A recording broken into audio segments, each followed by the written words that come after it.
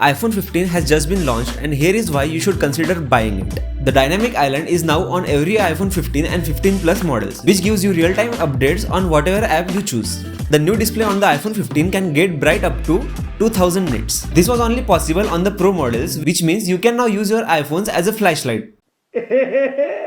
Apple, why are you even giving a flashlight at the back anymore?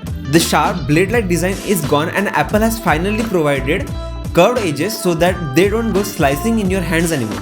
It seems Apple is running out of colors slowly. As you can see, the colors are getting lighter and lighter. iPhone 15 now brings a brand new, okay, Apple is just reusing their parts to throw them in the standard iPhones for poor people. Brand new 48 megapixel camera to the iPhone 15. This gives a telephoto lens without a telephoto lens by cropping the 48 megapixel image to 12 megapixels. The iPhone 15 reuses the last year's Pro model's A16 Bionic chip, which will provide all-day battery life. Finally, all the iPhones are switching to USB Type-C because basically without this change, they won't be able to sell the iPhones in the Euro. For more such content, subscribe.